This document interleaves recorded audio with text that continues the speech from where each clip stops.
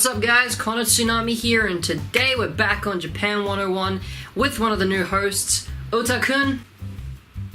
Yes, I am Ota-kun. When I ask you questions, I'll get you to answer them for me, okay? Cool. So guys, today's topic is Pokemon. Okay guys, today's topic is Pokemon.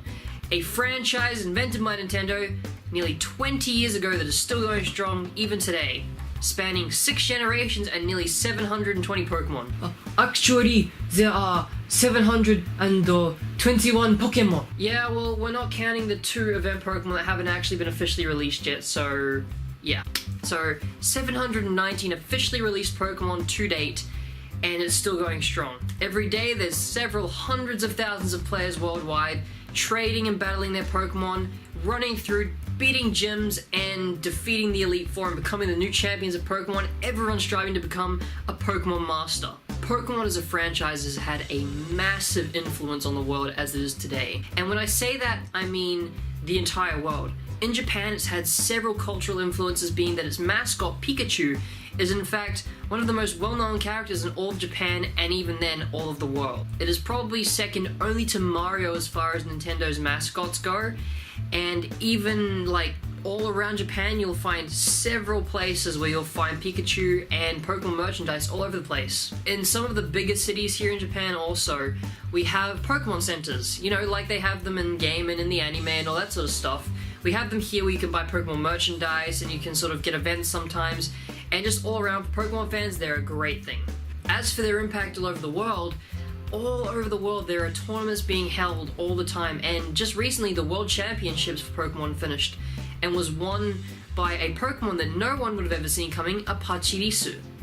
So that's a little bit of, you know, information on sort of how Pokemon is starting to slowly shape different parts of the world and their cultural influences and sort of what's going on with Pokemon to date. So now we're going to get into kind of where the franchise began and all the different aspects of the franchise as it is today. So of course we have to start with the games. Now for the international release, the first games that were ever released were Pokemon Red and Blue on the Game Boy Color.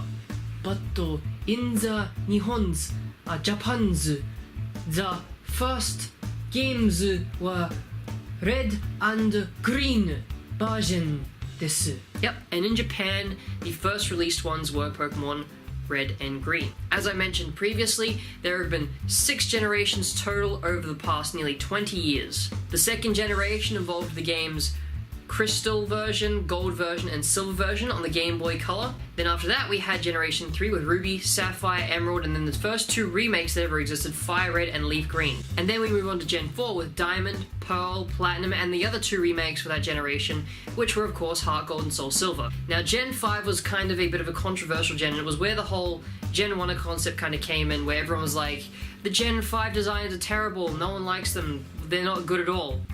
And I'll admit there are a couple of examples that I think were not very good. Not unoriginal, but simply not very good from the standpoint of they're not very nice to look at and they're not very interesting to look at. There were no remakes for this generation, however. We did have Black, White, and then they actually gave us the first direct sequels to any game that ever really came out. White and Black 2. Now these games were actually a couple of years set in the future after Black and White and yada yada yada. This is really interesting and everything if you haven't played the games, of course.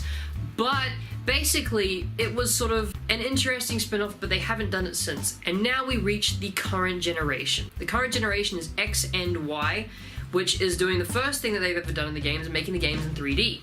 Now, at first I was a little bit on this. I didn't think it would be working very well to begin with, but after watching a couple more game trailers before they released the game, I sort of changed my mindset. And while personally I do prefer the 2D spriting work that they did in the previous games, 3D is not terrible, it's still playable and still greatly enjoyable.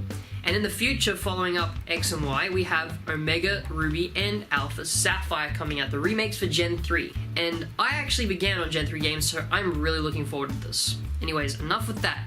Now let's move on to the trading card game. Now I don't know too much about the trading card game, but I know that cards started coming out not long after the game itself did either, so it's been going for a really long time as well. But even now, of course, as every new generation gets released, a new set of cards gets released as well with them, and then we get all these new different kinds of cards, but I have absolutely no idea how to keep up with it, so the trading card game is also a thing.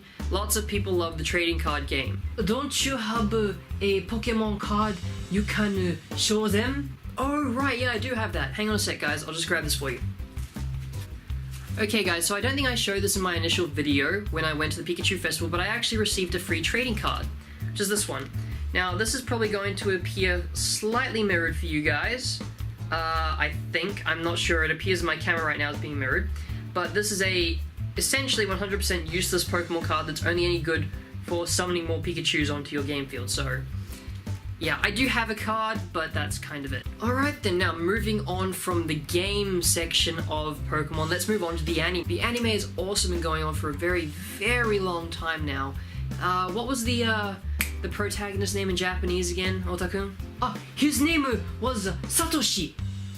Yes, Satoshi. Right, yeah, Satoshi. So in Japanese his name is Satoshi, and in English his name is Ash. And, you know, he's been going on a long journey all across every region that has been introduced in all the games, with new companions nearly every single region that he travels through. And there's also a manga that, you know, sort of... there's two kinds of manga, basically. The first one follows the plot of the anime to a degree, and the second one follows sort of like its own plot, taking elements from the games, but it mainly follows its own plot with the characters, like the protagonists and such, of course being the characters from the games that you play as. Anyways, moving on from the manga and anime now. The cultural influences that Pokemon has on Japan especially are ridiculous. I mean, you've seen pictures of a bus that's Pikachu themed, a train that's Pikachu themed, and of course you've got stuff all over the internet that has a bunch of Pokemon and Pikachu influences, you know, on them. And I dare say this influence isn't going to stop anytime soon, and I am, for one, not complaining about it at all. I mean, who doesn't want adorable little critters all over their culture and all over their vehicles and such? It's great! So I say keep up with the festivals, keep up with the games, keep up with the cultural changes and everything that they're producing, and continue the Pokemon revolution. Okay, now before I completely miss it, back on the cute topic, you can find stuff all over the place in Japan, especially in Pokemon centers, on Pokemon, you know, merch. You can find character goods like, you know, you can find key rings, which I don't have any of, you can find towels, you can find hats, you can find clothes, you can find apparel, you can find figures, anything you want, kind of, that's Pokemon, or, you know, as per Japan, anything really, but specifically here, Pokemon, you can find. I actually, hold on a sec, guys. Yo, Ota-kun, can you throw me, that, Pokemon plushie I have? Oh, yes, yes. Oh, thanks. So this is the Pokemon plushie I have of Yveltal, the legendary for, you know, Generation 6's version Y. This was actually bought for me by a viewer, actually, who came to Yokohama to visit, and I'm very grateful for it. But yeah, basically you guys can get, you know, absolutely adorable plushies here in Japan too for Pokemon, and, you know, kids love these sort of things. You know, I suppose people of all ages sort of do, you know, unless you have to be really tough, and this is lame, of course. But... No! No, don't even think about it.